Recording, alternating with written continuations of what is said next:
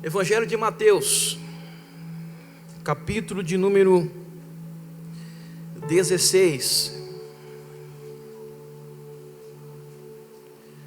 Quantos localizaram o texto e pode dizer amém?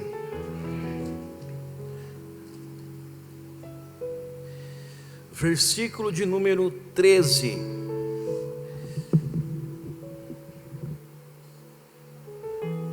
Vamos ler?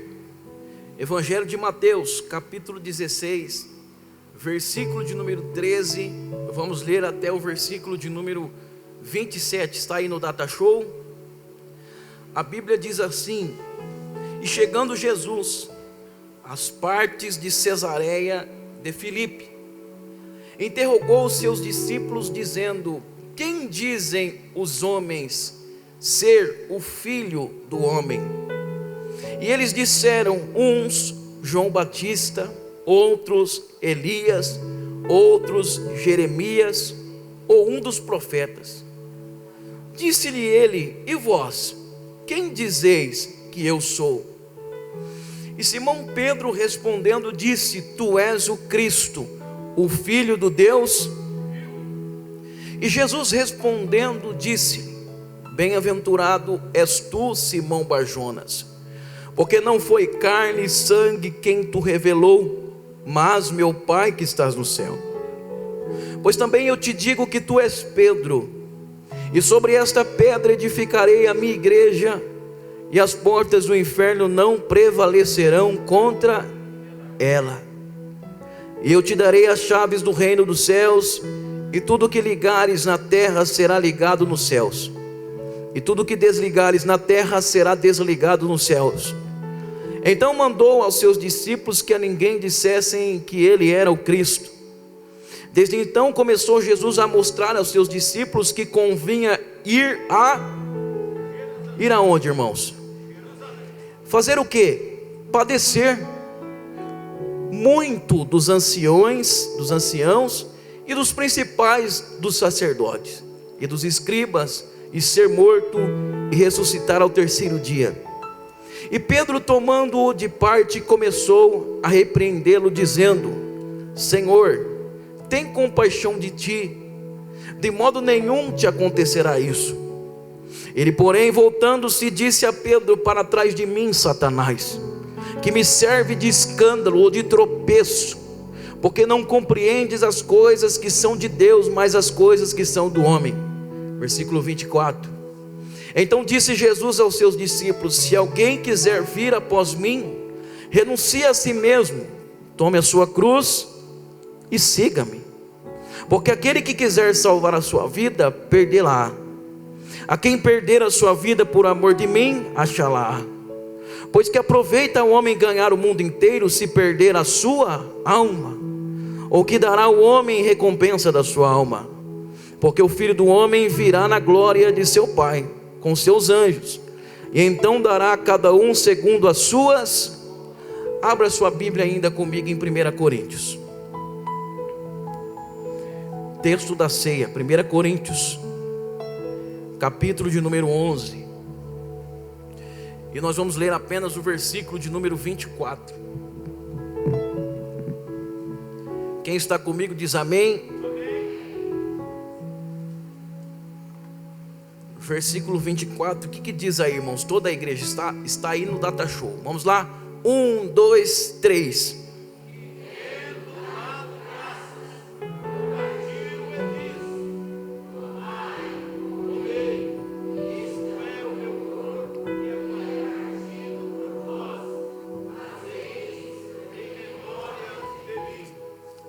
Amém. Vamos orar? Feche seus olhos. Senhor nosso Deus e nosso Pai, nós te louvamos pela oportunidade de estarmos aqui nesta casa de oração. Nós te louvamos, Senhor, pela nossa igreja. Nós te louvamos pelos nossos irmãos. Nós te louvamos por esse tempo de comunhão, Senhor, e sobretudo pelo teu sangue vertido na cruz do Calvário, que foi para a remissão de nossos pecados. Te agradecemos, Espírito Santo, porque sabemos e sentimos já que o Senhor está aqui em nosso meio, Eu estou aqui encarecidamente lhe clamando que o Senhor me use como instrumento nessa noite. Nós precisamos ouvir uma palavra, Senhor, que saia do teu coração para o nosso coração. E que nada, Senhor, nesta noite seja mais importante do que ouvir a tua voz falando conosco. Senhor, que não seja mais eu falando, mas seja o teu Espírito Santo. Quebranta os nossos corações para que esteja sensível, Senhor. Esteja sensível a todas as verdades que o Senhor quer nos dizer aqui. Em nome de Jesus Cristo, ó Pai, seja com a tua igreja todos os dias até a consumação dos séculos. É o que nós te pedimos e por fé te agradecemos. E a igreja diga graças a Deus. Quem precisa ouvir Deus falar? Glória a Deus. Nós lemos no texto de ceia, irmãos, que foi o segundo texto que nós lemos, que Jesus, ao tomar o pão, ele disse: isto é o meu corpo, que é partido por vós. Isto é o meu corpo, que é partido por vós. No primeiro texto que nós lemos, Jesus estava em Cesareia de Filipe, e nessa ocasião ele pergunta aos seus discípulos: quem dizem os homens que eu sou? Aí alguém responde para Jesus: Jesus, alguns dizem que o Senhor é João Batista, outros dizem que o Senhor é Elias, outros até chegam a dizer que o Senhor é Jeremias. O Senhor Jesus ouviu aquilo e fez uma pergunta ainda mais individual, mais particular aos seus discípulos: mas e vós? O que vocês dizem que eu sou? Porque uma coisa é o que o mundo sabe de Cristo, o que o mundo fala de Cristo. Outra coisa bem diferente é o que a igreja e os discípulos sabem a respeito de Jesus. Aí a Bíblia vai dizer que Pedro, com autoridade, diz a Jesus: tu és o Cristo, o Filho do Deus vivo. Ou seja, Pedro reconheceu e sabia, é claro que por uma inspiração divina, quem era aquele que falava. Aquele que falava não era qualquer pessoa, aquele que falava não era um homem comum, aquele que falava era o próprio Cristo, Filho do Deus vivo. Quem é que vocês dizem que eu sou? Agora a pergunta que eu faço a esta igreja, e eu preciso da sua atenção, é a seguinte: quem é Jesus para você? Quem é Jesus para você, irmão e irmã, que serve a Deus, que congrega? Quem é Jesus para nós? Porque quando Pedro responde: tu és o Cristo, o Filho do Deus vivo, Pedro estava trazendo na verdade toda uma doutrina. Ele estava dizendo: tu és o Cristo, aquele que havia de vir, aquele que foi profetizado pelos profetas, a quem o povo te compara. Os profetas profetizaram a respeito do Senhor, e o Senhor é o Cristo, o Machia, o Messias, o ungido. Cristo é aquele que havia sido profetizado pelo profeta Isaías e todos os profetas do Antigo Testamento. Só que eu quero que você entenda uma coisa importante, irmãos. Quando Pedro disse: tu és o Cristo, ele estava na verdade reconhecendo que Jesus tinha vindo com uma missão. Com uma o quê? Com uma o quê? Ele estava reconhecendo que Jesus, como Cristo, ele tinha uma missão a ser cumprida na terra. A grande pergunta é: qual é a missão? E eu peço que cesse todo o movimento na igreja. Qual é a missão, irmãos, de Jesus? O próprio Jesus, no decorrer do texto, no verso 21, e eu preciso da atenção do Data Show, no versículo 21 do mesmo texto de Mateus 16, o próprio Jesus vai dizer exatamente: eu sou o Cristo, não foi carne nem sangue que te revelou, foi o próprio Deus. E você, Pedro, é um bem-aventurado por tal revelação. Aí Jesus falou assim: e como eu sou Cristo, eu preciso cumprir a vontade do Pai. E qual é a vontade do Pai? Ele vai dizer no versículo 21: eu preciso ir a Jerusalém. Diga, ir a Jerusalém. Eu preciso padecer, diga, padecer, nas mãos dos representantes do povo e dos líderes religiosos. Eu preciso ser morto, diga, ser morto. E eu preciso ressuscitar ao terceiro dia. Então vamos lá. Pedro reconhece que ele é o Cristo. Aí ele diz: exatamente, e tu és Pedro, e sobre esta pedra, sobre esta rocha, sobre esta pedra, edificarei a minha igreja, e as portas do inferno não prevalecerão contra ela. Observa que Pedro reconheceu que ele era o Cristo, e Cristo disse para ele: e tem mais, eu estou edificando a minha igreja, e as portas do inferno não prevalecerão contra a minha igreja. Então eu sou o Cristo e vocês são eu sou o Cristo e vocês são a igreja. Eu sou o Cristo, vocês são a igreja. E o Cristo, importa que ele vai para Jerusalém, diga, vai para Jerusalém. Padeça, diga, padeça. Morra, diga, morra. E ressuscite ao terceiro dia. Jesus tinha uma missão, Jesus tinha uma incumbência, Jesus tinha uma tarefa a ser realizada. Só que ele diz assim: e vocês são minha igreja. E eu quero que você entenda uma coisa importante. Agora a grande pergunta que eu tenho que fazer a esse texto é: quem os homens dizem que nós somos? Quem os homens dizem e quem nós verdadeiramente somos? Nós temos o título de cristão, sim ou não? A palavra cristão, ela vem do grego, irmãos, que significa pequenos cristos, pequenas reproduções de Cristo. E é justamente isso, porque o cristão, ele deve ser uma cópia de quem é Cristo. Afinal de contas, Deus deseja, e Deus criou o homem para ser a sua imagem e semelhança. Criou o homem para ser a sua imagem e semelhança na terra. O desejo de Deus, sabe qual é? É que ele tenha representantes, testemunhas na terra, cópias, pequenas reproduções de quem ele é na terra. Nós somos chamados de cristão, porque deveríamos ser cópia de Cristo na terra, segundo a sua imagem. Diga, imagem. Imagem está falando do exterior, e segundo a sua semelhança está falando do interior. Valores, princípios, enfim, toda a ordem moral. O que é que Deus está dizendo? No exterior e no interior, eu preciso que a igreja revele quem eu sou. E eu sou o Cristo e vocês são os cristãos. Aleluia. Eu sou o Cristo e eu preciso que a igreja, vocês são a igreja, e eu preciso que a igreja revele Cristo ao mundo.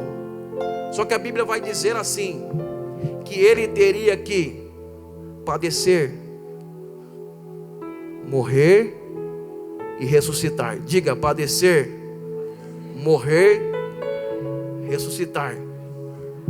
Nós somos a igreja, e a igreja é o corpo de Cristo. O corpo de Cristo foi partido, foi moído por nossas iniquidades. Se perseguiram a Cristo, também nos perseguirão, porque nós somos o corpo de Cristo, e Cristo padeceu, e nós somos o corpo de Cristo. Você está entendendo?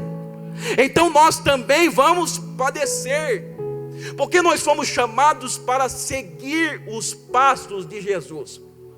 Eu vou lhe dizer uma coisa: cantar, vou seguir os passos de Jesus, como cantou a irmã Cassiane, e a gente reproduz, é bonito, é poético, é muito lindo, Só que quando nós vamos para o texto de 1 Pedro capítulo 2 versículo 21, não precisa abrir, a Bíblia diz assim: porque para isto sois chamados, pois também Cristo padeceu por nós, deixando-nos o exemplo, para que sigais as suas pisadas. Cristo padeceu por nós, deixando-nos o exemplo, para que nós sigamos as suas pisaduras. Agora eu quero lhe dizer uma coisa: se Cristo padeceu, se Cristo sofreu, se Cristo passou por adversidades, o que é que você acha que nos aguarda nesta terra? Agora, o que acontece? Nós estamos numa geração e que aqui estamos acreditando que o céu é nessa terra, que tudo vai ficar maravilhosamente bem e tudo vai dar certo. Só que eu quero lhe dizer, não, querido. A Bíblia diz que muitas são as aflições do justo, e o próprio Jesus disse que no mundo tereis aflições, mas tende bom ânimo, eu venci o mundo e vocês também vencerão. Sabe por quê? Há uma promessa de Deus para a sua igreja: eis que estarei convosco todos os dias, até a consumação dos séculos. Ele está conosco, aleluia. É verdade que nós vamos sofrer por Cristo e com Cristo. E o apóstolo Paulo vai dizer em Filipenses algo muito forte. Ele diz assim: não foi nos dado apenas o privilégio de crer em Cristo, mas também o privilégio de padecer. Porque para Paulo, padecer por Cristo, para ele era um privilégio. Neste mesmo texto, quando Jesus está encerrando a sua fala, a sua conversa com Pedro e os seus discípulos, ele diz assim: se vocês querem ser meus discípulos, o que vocês têm que fazer? Renunciem a si mesmo, e depois toma a tua cruz e siga-me. O evangelho é evangelho de cruz. O evangelho é o evangelho da cruz. Não é o evangelho do mar de rosas. Evangelho de Cristo é o evangelho que você renuncia às suas vontades, renuncia à sua carne, toma uma cruz e segue. Não é evangelho de mar de rosas. Sabe por que na nossa geração tem uma geração de crente fraco, irmão? É porque ele só quer as rosas. Só que Deus está dizendo: o evangelho é evangelho de cruz, de sacrifício, de renúncia. Mas nós não seremos derrotados, porque depois da cruz nós receberemos uma coroa, uma recompensa da parte de Deus, aleluia. Por que é que eu tenho que pregar o evangelho da cruz? Eu me lembro do irmão Santo cantando aqui: pregadores de rosas, prega os espinhos também. Preguem que Deus é amor, mas prega que Ele é justiça, aleluia. E observe, meu irmão, que por que a nossa geração é fraca? Porque a gente gosta da pregação. Olha para mim, nós gostamos da pregação que tudo, a bênção vai alcançar, a bênção vai chegar, a bênção está chegando, e não precisa de renúncia, e não precisa de cruz, mas a tua vitória está chegando. O crente está todo desconcertado, mas a vitória está chegando. O crente está vivendo uma vida torta, mas a vitória está chegando. Eu não consigo entender esse evangelho. O crente não está vivendo em santidade, mas a vitória está chegando. Eu me lembro muito bem de uma pessoa que veio testemunhar que o profeta, e o crente gosta de profeta, e aí a pessoa veio profetizar para ela que ela estava num tempo de colheita, e Deus se empolga, e a pessoa empolga, né? Vai vir colheita na tua vida, e vai chegar colheita. Ela veio, contou para mim: pastor, vai vir colheita. Eu olhei para ela: mas o que você plantou? Porque você só pode colher aquilo que você... Eu não sei se isso te alegra ou se isso te entristece, porque a colheita é sempre abundante, recalcada e sacudida. Eu acredito que é colheita, mas o que é que você plantou? Evangelho é evangelho de cruz, é evangelho de justiça. O meu reino é justiça, Jesus disse. Aleluia, glória a Deus. Então nós precisamos tomar esse choque de realidade, de verdade. Aí Jesus disse assim: porque eu sei que eu sou o Cristo, e eu preciso cumprir a minha missão. E eu estou indo cumprir a minha missão, Jesus disse. Eu estou indo para Jerusalém, vou padecer na mão dos representantes do povo, dos representantes da religião. Eu vou morrer, vou sofrer na mão deles, vou morrer e vou ressuscitar. Quando ele disse essas palavras, a Bíblia diz que o mesmo Pedro que tinha revelado que ele era o Cristo, disse sim: Jesus, tenha compaixão de ti. Tenha compaixão, Senhor, tenha compaixão de ti. Isso não vai te acontecer. Aí a Bíblia fala que quando Jesus ouviu aquela frase, sabe que ele respondeu para Pedro? Afasta de mim, Satanás. Essa foi uma resposta dura, sim ou não? Foi uma resposta difícil de ser ouvida, sim ou não? Sabe por quê, irmão? Aquela frase, Senhor, tenha compaixão de ti, parece uma frase inofensiva, não é verdade? Não parece uma frase inofensiva? Não parece uma frase até amistosa, carinhosa? Não parece? Só que Jesus já respondeu: afasta de mim, porque eu não quero que você seja uma pedra de tropeço no propósito que eu tenho que cumprir. Aparta-se de mim, Satanás, porque você não vai me servir de escândalo. Eu vim para cumprir um propósito, e eu vou cumprir o meu propósito, e ninguém vai me afastar do meu propósito. Eu vou cumprir a vontade de Deus. Sabe que Jesus respondeu para ele: aparta de mim, Satanás. Só que eu quero que você entenda, Satanás aqui significa adversário, ou aquele que te impede de cumprir o propósito. Não tem propostas que parecem inofensivas, não tem propostas que parecem amistosas, mas na verdade está nos afastando do propósito de Deus. Sabe por quê, meu irmão? A maior estratégia do diabo para os crentes, eu vou repetir, a maior estratégia do diabo para os crentes, sabe qual é? Sabe qual é? O crente ter compaixão de si mesmo. Sabe qual é o nome disso? Eu quero que a igreja diga isso: autocomiseração. Diga essa frase, diga essa palavra. 1, 2, 3. Autocomiseração. Diga novamente. Você sabe o que é autocomiseração? É a pessoa que sente pena de si mesma. Ela se sente vítima de tudo e de todos.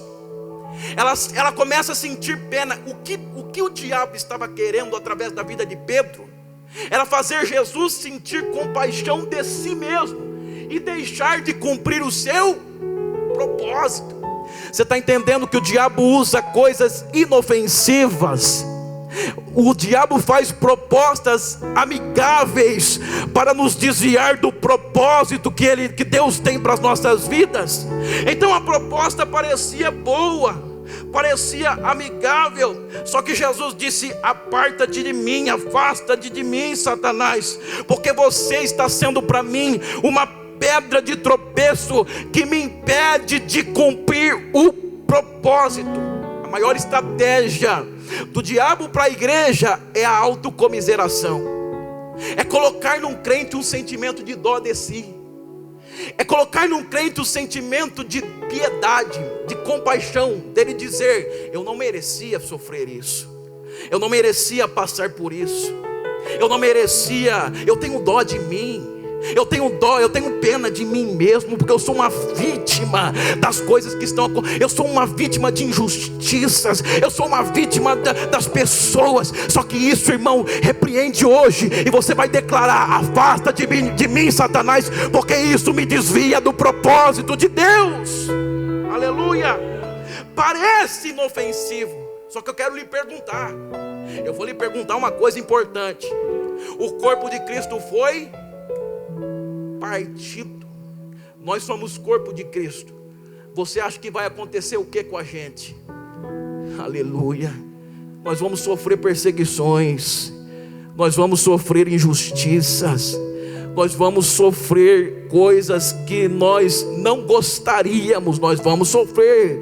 Só que a Bíblia diz: mas em todas estas coisas nós somos mais do que vencedores, através de Cristo que morreu, mas ressuscitou ao terceiro dia. Nós somos atribulados, mas não ficamos derrotados, porque nós temos um Deus, aleluia, que está conosco.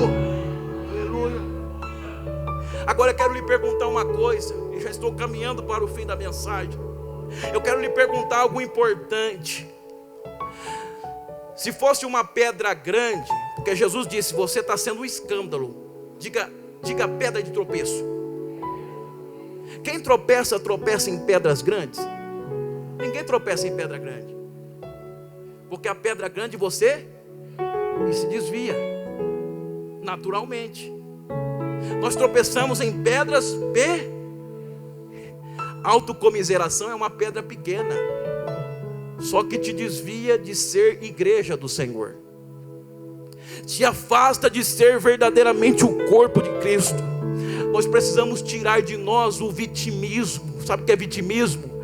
É a pessoa que não se responsabiliza por nada, é sempre o terceiro, é sempre a outra pessoa, é sempre a circunstância. Ela não se responsabiliza, ela nem se lembra que ela é pecadora, ela nem se lembra que ele também falha. A pessoa às vezes faz confusão e ainda se sente vítima das coisas que fez.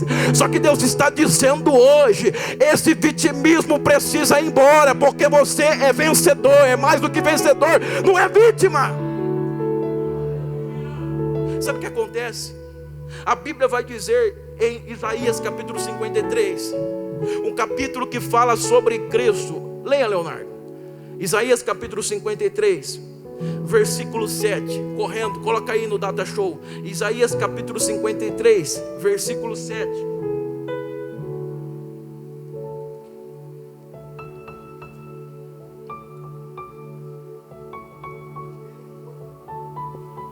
Ele foi oprimido e afligido, mas não abriu a sua boca. Como um cordeiro foi levado ao matadouro, e como a ovelha muda perante os seus tosquiadores, assim ele não abriu a sua boca. Vamos lá. Ele foi levado ao matadouro como que? Ovelha muda. E ele não abriu a sua boca. Agora eu quero perguntar: Jesus merecia o sofrimento? Jesus merecia o sofrimento? Se tinha alguém que não merecia, era Jesus, porque pela lei de Deus ele era merecedor de todo. A Bíblia diz lá em Deuteronômio 28, de todas as bênçãos de Deus, de todas as bênçãos de Deus, porque ele cumpriu a lei. Só que ao invés disso ele foi levado ao matadouro, mas foi ao matadouro como ovelha muda, sem reclamar, sem autocomiseração, sem compaixão de si mesmo. Pelo contrário, ele sabia do propósito que ele tinha vindo à terra. Sabe que Deus está falando com a gente, irmãos queridos, é que nós precisamos saber que assim como Cristo é, nós seremos. E observa o seguinte, Romanos capítulo 8, versículo 36, a Bíblia diz assim, que nós somos considerados como ovelhas destinadas ao matadouro. Nós somos considerados como ovelhas destinadas ao matadouro. Eu quero dizer uma coisa, só que Cristo nos deu a lição de como ovelha levada ao matadouro, ficar quieto, em silêncio, mudo, sem reclamar. E agora nós que somos reputados como ovelhas levadas ao matadouro, qual será o nosso comportamento? Qual será a nossa postura? Eu me lembro que o apóstolo Paulo orientou Timóteo, o jovem obreiro, dizendo: Timóteo, sofre pois comigo as aflições como bom soldado de Cristo.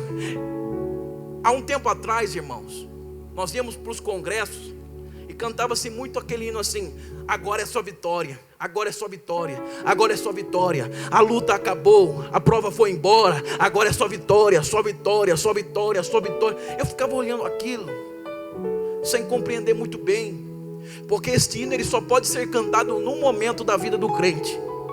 Aliás, não é nem vida, no dia do culto fúnebre. No dia do culto fúnebre, a igreja pode se reunir e dizer: irmão, para esse irmão aqui, agora é só vitória. A prova acabou, a luta foi embora, agora é só vitória. Porque enquanto estamos aqui, somos reputados como ovelhas levadas ao matadouro. Aleluia. Irmãos, isto é evangelho da cruz. Cruz não é coisa fácil de se levar, irmão. Cruz não é mar de rosas. Só que eu vou lhe dizer uma coisa: nós não estamos derrotados, nós não somos derrotados. Pelo contrário, Jesus prepara bons soldados para sofrer as aflições, mas tendo convicção de que será recompensado. Porque a Bíblia diz assim: se de fato nós sofremos e participamos com Cristo dos seus sofrimentos, nós também participaremos da sua glória. Se nós participamos do sofrimento, nós também participaremos da glória. Eu não sei se tem crente que sofre aqui, mas tem uma palavra de consolo para o teu coração: se você participa com ele do sofrimento, você participará com ele da sua glória. O crente precisa ter essa consciência. E eu não estou dizendo aqui sofrer à toa. O apóstolo Paulo diz: não é sofrer à toa. Não é sofrer como quem dá golpes no ar, o apóstolo Paulo fala. Pelo contrário, nós sofremos sabendo do nosso alvo. Nós sofremos pela causa de Cristo. Eu não estou dizendo aquele que sofre por causa da sua própria confusão e acha que está sofrendo por causa de Cristo. Eu não estou dizendo aquele crente que faz confusão, faz problema, aí ele começa a sofrer e depois ele acha que é por causa de Cristo. Não, eu estou dizendo de crente que sofre por causa de Cristo. A família despreza, mas está sofrendo por causa de Cristo. Na sociedade, a sociedade zomba, mas está sofrendo por causa de Cristo. Às vezes está matando a sua própria carne, as suas próprias vontades, mas está sofrendo por causa de Cristo. Vai participar com Ele da sua glória. Aleluia. Então, meus irmãos, a Bíblia deixa bem claro que nós precisamos estar prontos. Estar o quê? Para sofrer. Prontos para sofrer também, porque nós somos corpo de Cristo, e o corpo de Cristo foi partido por causa de nós. Peço que você, por gentileza, abra sua Bíblia. Abra sua Bíblia em Isaías, capítulo 53.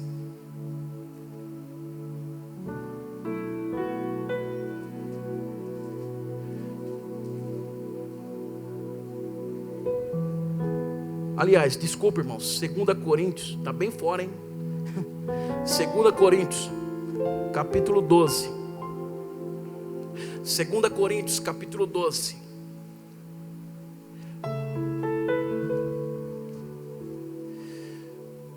Todos acharam aí? 2 Coríntios, capítulo 12. Nós vamos ler a partir do versículo número 7. Põe aí, mas segura aí, antes da gente ler.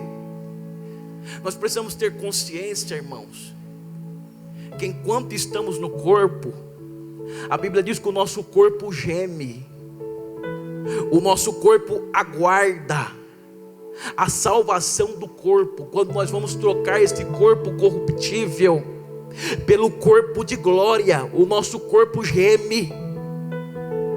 E por que é que geme? Eu vou lhe explicar. É porque a Bíblia diz que nós merecemos o salário do pecado, que é porque todos os pecados destituídos estão da glória de Deus. O pecado trouxe a morte. Diga, o pecado trouxe a morte, e a morte se espalhou para todos os homens. O que é que nós estamos experimentando no corpo? Sofrimento. E por quê? Por causa Então até o sofrimento nos aponta a Cristo. Até o nosso sofrimento nos aponta a Cristo. Quando você estiver sofrendo, quando você estiver com uma enfermidade, quando você estiver passando por uma necessidade muito aguda, lembra-se de uma coisa: que quem trouxe sofrimento foi o pecado. Eu Eu não estou dizendo o seu em particular. Eu estou dizendo o pecado da humanidade, a tua natureza pecaminosa. E isso nos aponta a necessidade que nós temos de Cristo. Por que é que você sofre? Por que é que eu sofro? Nós sofremos por causa do pecado que trouxe sofrimento. Trouxe a morte e os seus derivados. Trouxe o luto. Trouxe a enfermidade terminal. Trouxe praga. Trouxe peste. Tudo isso aí, irmãos, é consequência do pecado. Só que o nosso pecado revela que nós precisamos de um Salvador, de alguém que nos justifica. E quem foi? Jesus, aquele que foi moído por causa das nossas iniquidades, e o castigo que nos traz a paz estava sobre ele, e pelas suas pisaduras nós somos sarados. O pecado trouxe a dor, o pecado trouxe sofrimento. E você quer ver uma coisa? O apóstolo Paulo diz aí nesse texto que nós estamos, ele, além de todas as perseguições que ele tinha, a Bíblia diz assim, que ele também, versículo, está aí na tela, irmãos? Está aí na tela? O versículo número 7.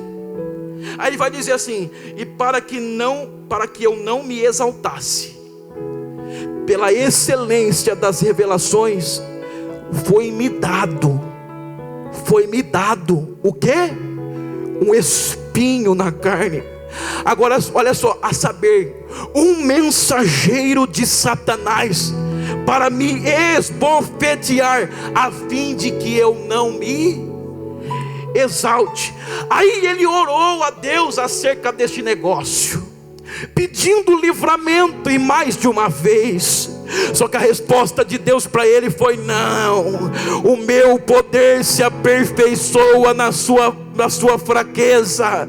Quanto mais você está sofrendo, mais lapidado você está. Quanto mais dor você está sofrendo, mais semelhante a Cristo você está.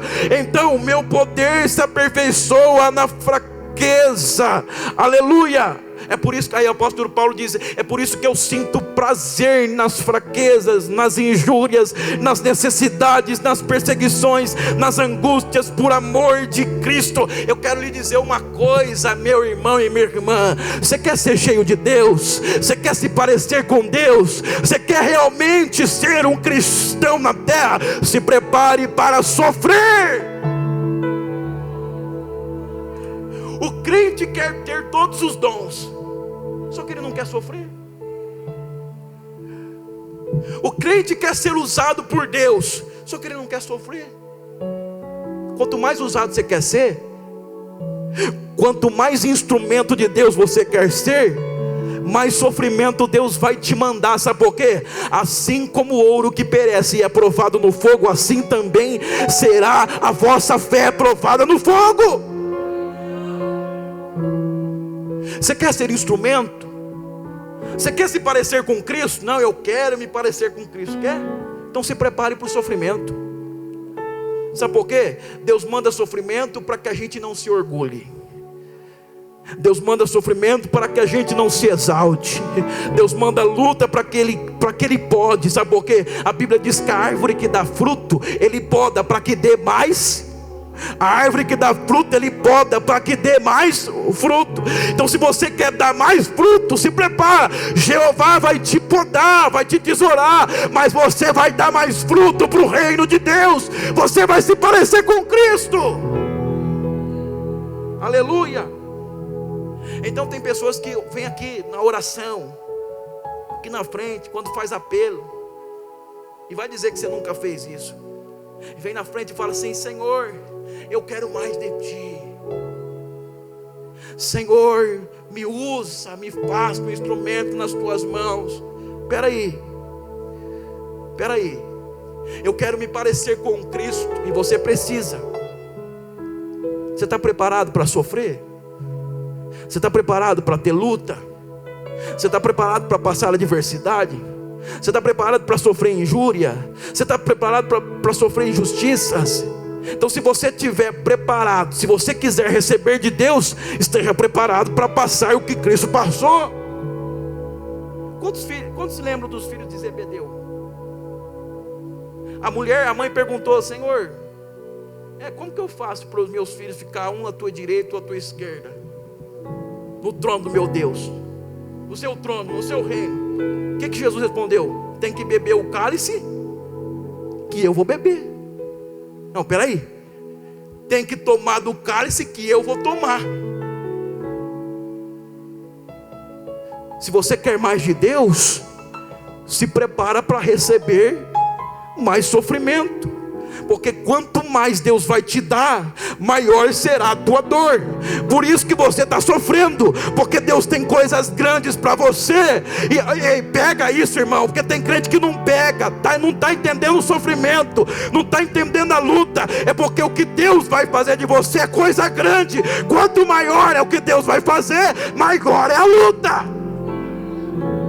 Aleluia, maior é o sofrimento. Sabe o que acontece?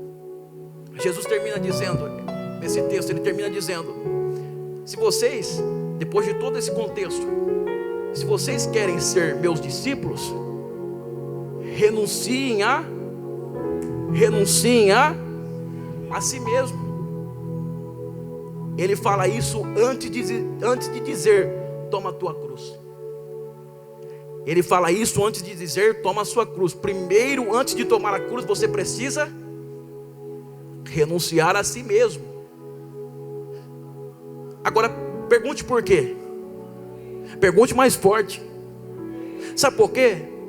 Porque antes de tomar a sua cruz e colocar Cristo como centro, você precisa eliminar do seu coração um ídolo. Porque o nosso coração é uma fábrica de ídolos. Isso é teólogo que diz. Você precisa eliminar do seu coração o ídolo. Sabe como chama o ídolo que você precisa tirar do teu coração? Diga eu. O ego, o egocentrismo. Você mesmo precisa sair do trono do teu coração. Então, antes de tomar cruz, você precisa tirar o eu. Tirar do trono do teu coração o teu ego, o teu orgulho, a tua vaidade.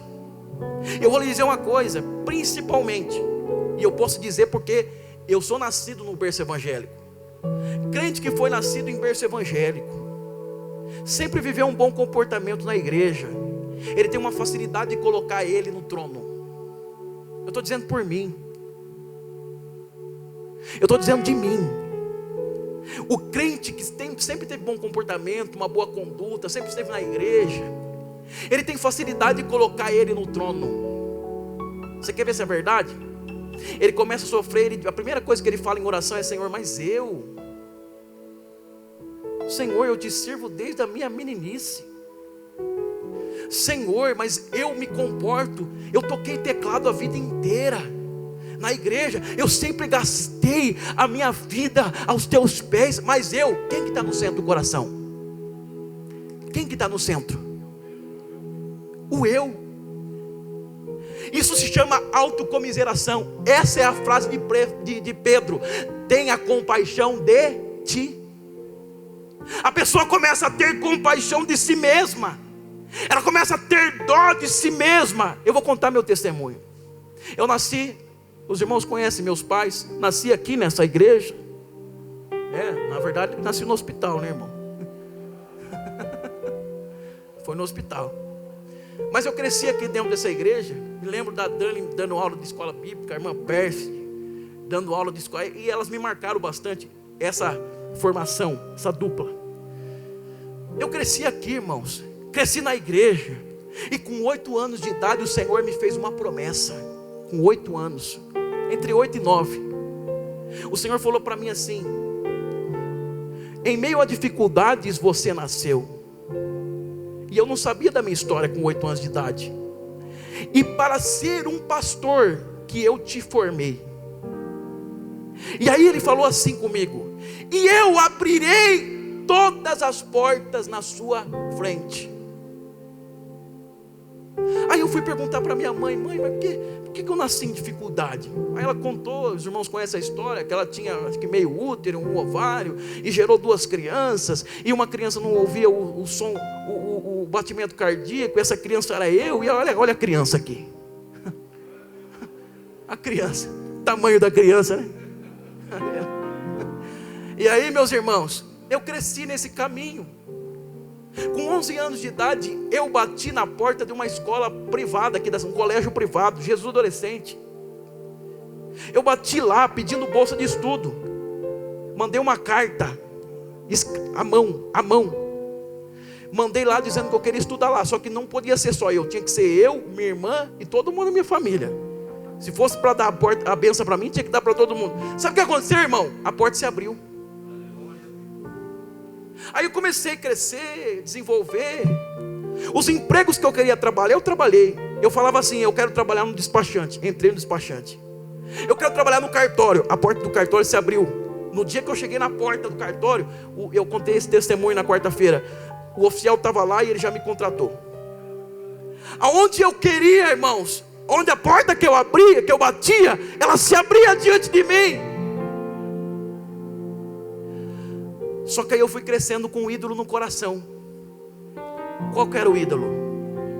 Qual que era o ídolo? Eu. Aí meus irmãos diziam para mim: você é especial. Enquanto eles estavam dizendo, era uma benção.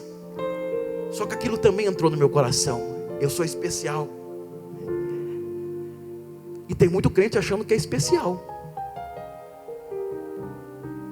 Eu sou especial. Tudo vai acontecer. Só que aí o Senhor começou a me podar, a me tesourar, a dizer para mim: não é do teu jeito, é do meu jeito, é da minha forma. Agora eu quero perguntar para você: o tratamento de Deus começou, e eu ainda estou, viu, irmãos? O tratamento de Deus começou na minha vida. Agora me responda: como que é o tratamento de Deus? Através do sofrimento. Através do sofrimento. O apóstolo Pedro vai, aí eu peço para os irmãos lerem isso aí. Apóstolo Pedro, 1 Pedro capítulo 1, versículo 6.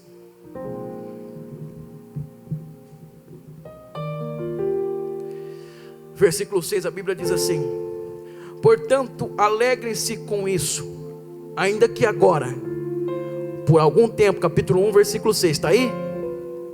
Ainda que agora, por algum tempo, vocês precisem suportar muitas provações. Versículo 7, elas mostrarão que a sua fé é autêntica, como o fogo prova e purifica o ouro. Assim sua fé está sendo experimentada, e ela é muito mais preciosa que o simples ouro. Isso resultará em louvor, glória e honra no dia em que Jesus Cristo for revelado. Eu acho que você está em outra versão aí. Sabe o que Deus começou a fazer comigo? Me colocar no sofrimento, me colocar no fogo, lembrar que eu sou apenas um membro do corpo de Cristo. Me lembrar que eu sou um membro do corpo de Cristo. E como Cristo padeceu, importa que eu também padeça. Como Cristo sofreu, importa que eu também sofra, que eu também passe a adversidade. Eu vou contar isso, irmãos, eu não sei nem se é ético. Até recentemente nós perdemos nossa prima, com muito respeito.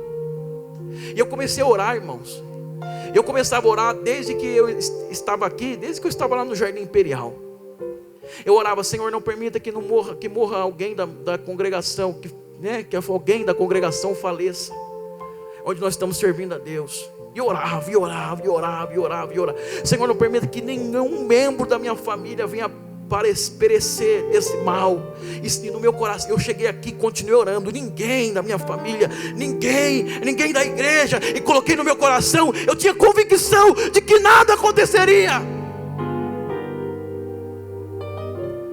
Só que assim como Cristo padeceu, importa que nós também padeçamos.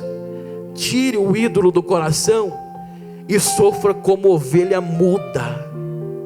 Como ovelha muda, como ovelha levada ao matadouro, porque foi assim que foi com Cristo, e assim será conosco. Aí o crente começa a orar: Senhor, eu te sirvo há tantos anos, porque Senhor. Aí só que a oração do crente que tem Cristo como centro, ele vai dizer: Senhor, me ajude a suportar as aflições como Cristo suportou as aflições, me ajude a suportar. E consequentemente a Bíblia diz: o Espírito nos ajuda em nossas fraquezas. O Espírito Santo nos ajuda em nossa fraqueza. Sabe por que eu estou pregando isso, irmãos? Porque nós somos corpo de Cristo, e nós vamos passar adversidade, e nós vamos passar luta, e nós vamos ter doenças terminais, e nós vamos ter um membro da família que vai passar uma adversidade, e nós vamos ter, sim, não, eu não posso te prometer mentiras aqui para o teu ego inflar. Eu preciso te falar a verdade. Você vai passar luta, mas em todas essas coisas nós somos mais do que vencedores por meio de Cristo. Aleluia, aleluia. Nós precisamos nos libertar da síndrome de Pedro, a síndrome da compaixão. A pessoa que se sente a última bolacha quebrada do pacote.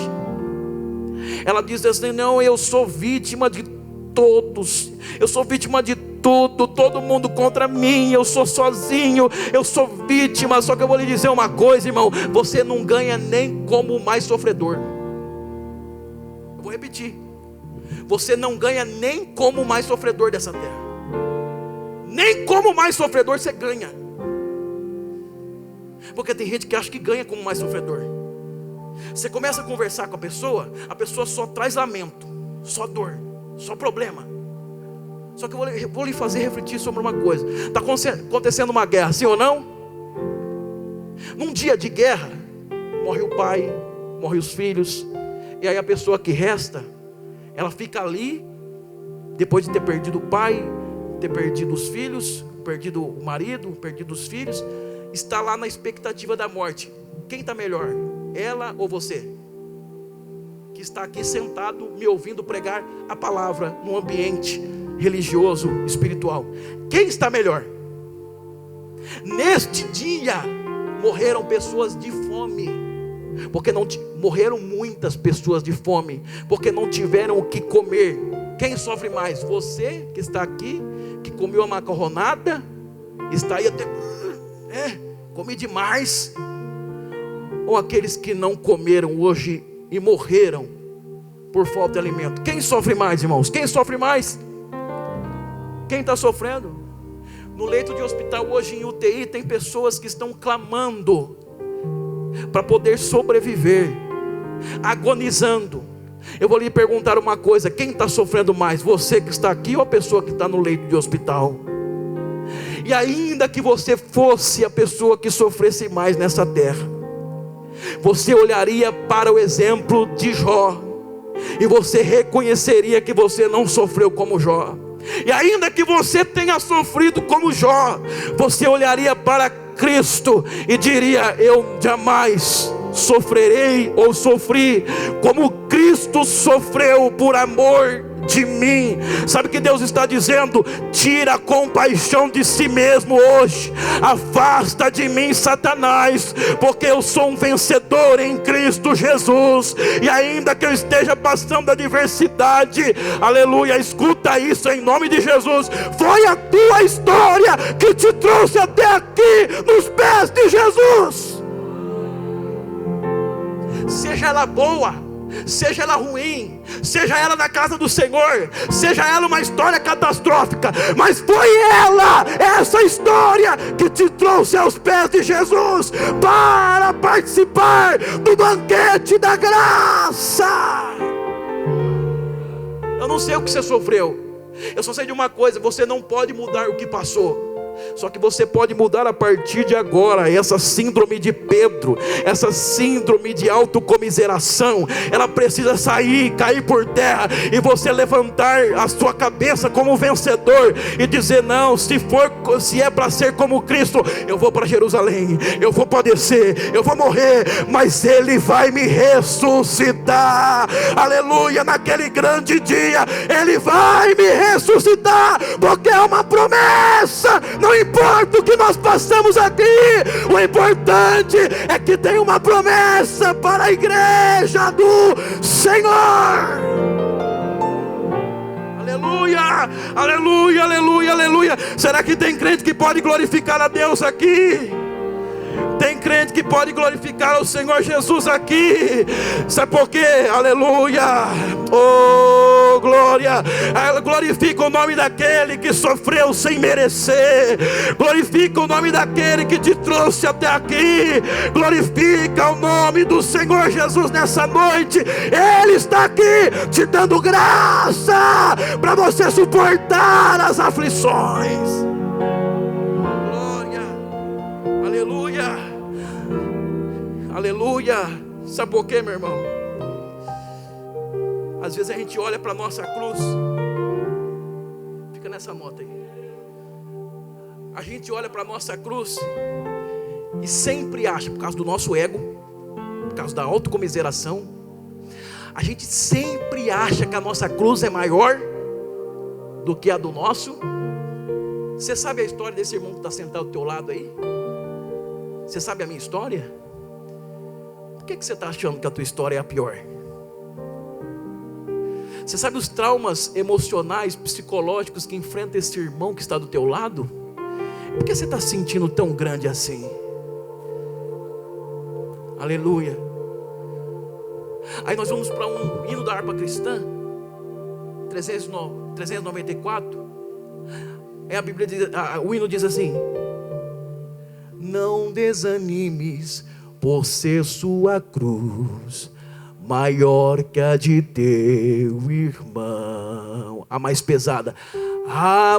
pesada levou o meu Jesus, te console então. Olha só, a tua cruz vai levando,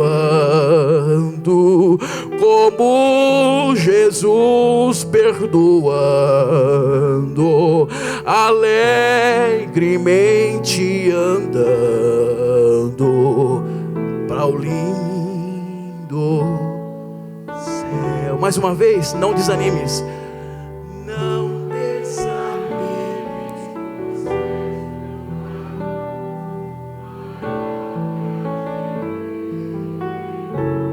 Sabe por quê? Ele levou a mais pesada. Levou, te consola. A tua cruz. Pega a tua história, pega a tua cruz e vai. Como Jesus perdoando alegremente.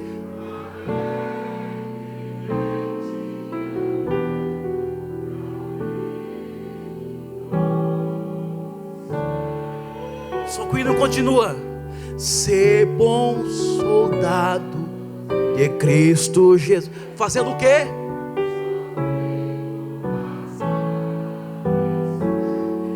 E não por causa disso, não sufoque. Não sufocando.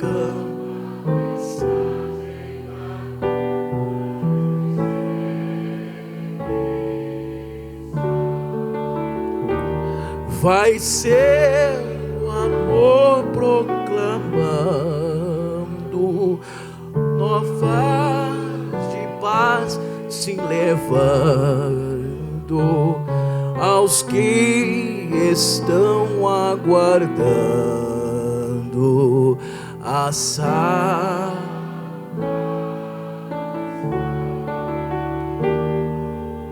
Vai levando a sua cruz, irmão. Você quer ser discípulo? Você quer ser crente? Você quer ser igreja do Senhor? Toma a sua cruz. e siga os passos de Jesus. Só tome a sua cruz, irmãos. Nós precisamos, e eu encerro, nós precisamos deixar de ser meninos. Meninos. O apóstolo Paulo diz assim: quando eu era menino, eu pensava como menino, eu agia como menino, eu fazia as coisas de menino. Mas agora, eu já amadureci. Deixei para trás as coisas de menino. Aí quando ele conversa com a igreja de Corinto, que é a igreja que ele falou sobre a ceia, no capítulo 11, ele diz assim para eles no capítulo 3, ele diz assim: ei, vocês, eu só pude falar com vocês como a meninos, porque vocês são meninos espirituais. Eu não pude dar alimento sólido. Sabe o que acontece com o menino? O menino, ele cai, ele vai correr na mãe: ah, porque o fulano fez isso comigo, porque o Bertano agiu assim comigo, porque o fulano me pegou meu pirulito, pegou meu docinho. E não tem muito crente assim, irmão. Não tem muito crente que a gente perde tempo para ficar resolvendo coisas de menino. Enquanto nós estamos resolvendo as coisas de menino, nós não fazemos as coisas que nós precisamos fazer. Nós não gastamos tempo com o que realmente é missão da igreja, porque a gente fica resolvendo as coisas de menino. Aí você vai dar alimento, tem que ser no leite. Só que leite é bom quando é no começo quando é no início da vida. Depois precisa comer comida sólida. Começa na pastosa, e aí vai comendo comida sólida, vai deixando as coisas de menino para trás, vai deixando a autocomiseração para trás, pega a sua cruz, cria coragem e vai para frente. Nós precisamos deixar as coisas para trás de menino. Sabe por quê? Porque se nós não deixarmos a compaixão de nós mesmos, nós seremos pedra de tropeço. Se nós, eu vou repetir que tem crente assim, se nós não deixamos as coisas de meninos e ficamos cheio de compaixão de nós mesmos, de autocomiseração, com dó de nós nos tornamos na obra de Deus uma pedra de tropeço. É por isso que Jesus foi taxativo ao dizer: afasta de mim, Satanás. Amadurece. E o que Jesus está cobrando de nós aqui é maturidade. É para a gente ser contribuinte na obra, na edificação do corpo de Cristo, mas não pedra de tropeço. Aleluia. Sabe por quê? Jesus disse: tu és Pedro, e sobre esta pedra eu edificarei a minha igreja, e as portas do inferno não prevalecerão contra ela. Aleluia. Irmãos, reclamar da vida não vai resolver. Não, eu vou repetir. Você ficar aí murmurando e reclamando da sua vida, não vai resolver nada. Não vai resolver nada. Porque quem reclama, clama duas.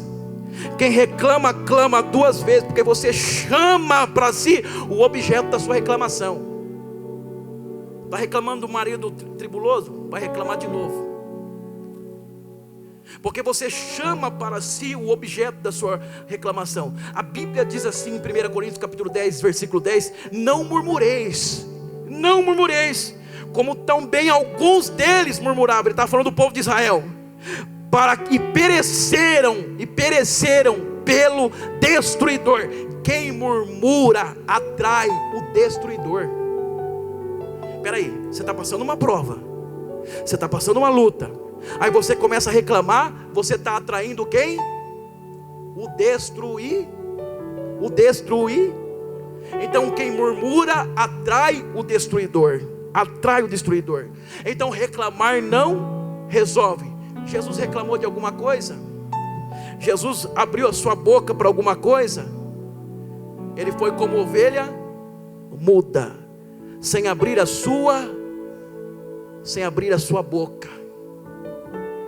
Ele foi, irmãos. Eu quero repetir isso aqui para gravar no teu coração. Jesus não foi pego, Jesus não foi capturado, Jesus foi se entregar, como quem sabe o que ele precisa fazer. Jesus caminhou em direção ao seu destino. Jesus caminhou em direção àquilo que ele precisava viver. como quem sabe a tarefa e a missão que lhe foi concedida. Só que a Bíblia diz assim, se sofrermos com Ele também reinaremos. Se sofrermos com Ele também reinaremos.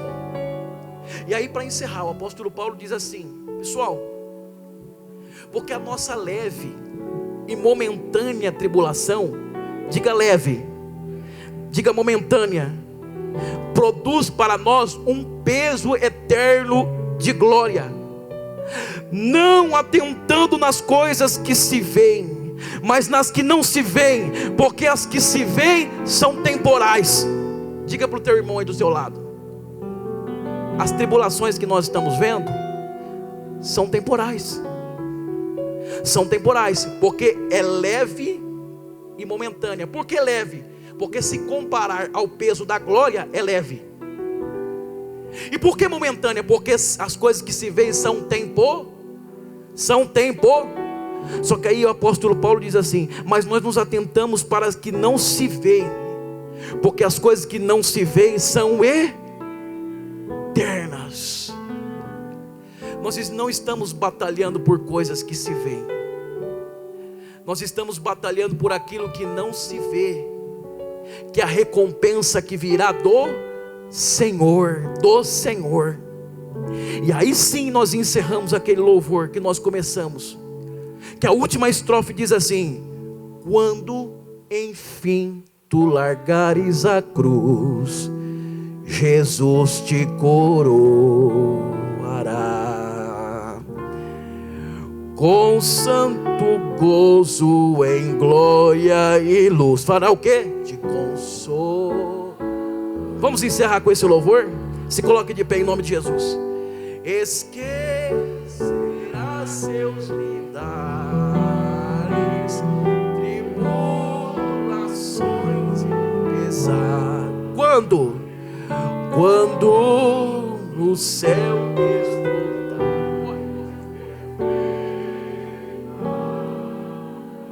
Mais uma vez, quando enfim tu largares, quando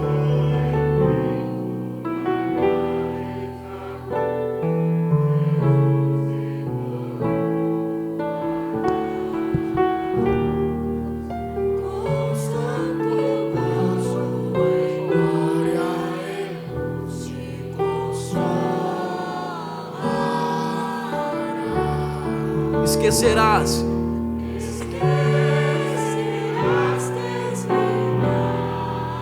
tribulações e pesares,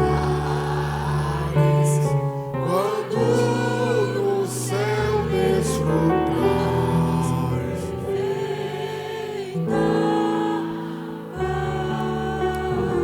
Quem pode dizer glória a Deus? É porque naquele dia Ele mesmo enxugará dos nossos olhos toda lágrima. Ele mesmo enxugará dos nossos olhos toda lágrima, e não haverá dor e não haverá pranto, porque todas essas coisas são passadas. E tem mais, a Bíblia diz que nós seremos semelhantes a Ele. Seremos o quê? Isso alegra teu coração? Nós estamos sendo semelhantes a Ele aqui, e nós seremos semelhantes a Ele, e o veremos como Ele, aleluia. Há consolo para os nossos corações nessa noite.